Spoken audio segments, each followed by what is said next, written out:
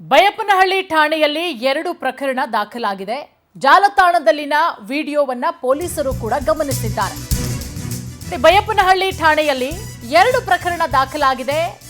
ಜಾಲತಾಣದಲ್ಲಿನ ವಿಡಿಯೋವನ್ನ ಪೊಲೀಸರು ಕೂಡ ಗಮನಿಸಿದ್ದಾರೆ. ಬೆಂಗಳೂರು ಪೊಲೀಸ್ ಆಯುಕ್ತರಾದಂತಹ ದಯಾನಂದ್ ಹೇಳಿಕೆ ಕೊಟ್ಟಿದ್ದಾರೆ. ವಿಂಗ್ ಕಮಾಂಡರ್ ಹೇಳಿದ್ದು ವಾಸ್ತವಕ್ಕೆ ದೂರ ಆಗಿದೆ.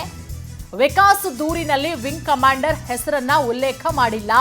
ಹೇಗಾಗಿ ಎಫ್ಐಆರ್ ಅಲ್ಲಿ ಹೆಸರನ್ನ ಸೇರಿಸಲಾಗಿಲ್ಲ. ವ್ಯಕ್ತಿ ಅಂತ ಹೇಳಿ ಅಷ್ಟೇ ಸೇರಿಸಲಾಗಿದೆ. ವಿಡಿಯೋದಲ್ಲಿ ಮಿಸ್ಲೀಡ್ ಆಗಿರೋದು ಗೊತ್ತಾಗಿದೆ. ವಾಹನ ಟಚ್ ಆದ ವಿಚಾರಕ್ಕೆ ಗಲಾಟೆ ಆಗಿರೋದು ಎಲ್ಲವನ್ನ ಕೂಡ ಪರಿಶೀಲನೆ ಮಾಡಿ ಮುಂದಿನ ಕ್ರಮವನ್ನ ತೆಗೆದುಕೊಳ್ತೇವೆ. ಈ ಪ್ರಕರಣಕ್ಕೆ ಸಂಬಂಧಪಟ್ಟಂತೆ ಬೆಂಗಳೂರು ಪೊಲೀಸ್ ಆಯುಕ್ತರಾದಂತಹ ದಯಾನಂದ್ ಅವರು ಹೇಳಿಕೆ ಕೊಟ್ಟಿದ್ದಾರೆ. ಬೈಯಪ್ಪನಹಳ್ಳಿ ಪೊಲೀಸ್ ಠಾಣೆ ವ್ಯಾಪ್ತಿಯಲ್ಲಿ ನಿನ್ನೆ ಆಗಿರ್ತಕ್ಕಂತಹ ಘಟನಾವಳಿಗಳ ಬಗ್ಗೆ ಪ್ರಕರಣ ಮತ್ತು ಎದುರು ಪ್ರಕರಣ 2 ಕೇಸ್ ಆ್ಯಂಡ್ ಕೌಂಟರ್ ಕೇಸ್ ದಾಖಲಾಗಿದ್ದಾವೆ.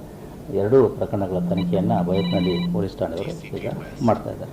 ಮೊದಲನೇ ಕೇಸ್ನಲ್ಲಿ ಏರ್ಫೋರ್ಸ್ ಅಧಿಕಾರಿಗಳೊಬ್ಬರು ಕೊಟ್ಟಿರ್ತಕ್ಕಂತಹ ದೂರು, ಅದರಲ್ಲಿ ಈ ಒಬ್ಬ ಬೈಕ್ ಸವಾರನೊಬ್ಬನ ಮೇಲೆ ಕೊಟ್ಟಿರ್ತಕ್ಕಂಥದ್ದು. ಅವರು ಏರ್ಪೋರ್ಟ್ಗೆ ಅವರ ಪತಿಯನ್ನು ಬಿಡಲಿಕ್ಕೆ ಹೋದಂತಹ ಸಂದರ್ಭದಲ್ಲಿ ಬೈಕ್ ಸವಾರ ಈ ರೀತಿ ಅವ್ರಿಗೂ ಇವ್ರಿಗೂ ವಾಗ್ವಾದ ಆಗಿರ್ತಕ್ಕಂಥದ್ದು ಮತ್ತು ಅದರಲ್ಲಿ ಆ ಬೈಕ್ ಸವಾರ ತಮ್ಮ ಪತಿಗೆ ಮತ್ತು ತಮ್ಮ ವಾಹನಕ್ಕೆ ಧಕ್ಕೆ ಮಾಡಿದ್ರ ಬಗ್ಗೆ ಅವರು ದೂರನ್ನು ಕೊಟ್ಟಿದ್ದಾರೆ. ಅದನ್ನು ದಾಖಲಿಸಿಕೊಳ್ಳಲಾಗಿದೆ.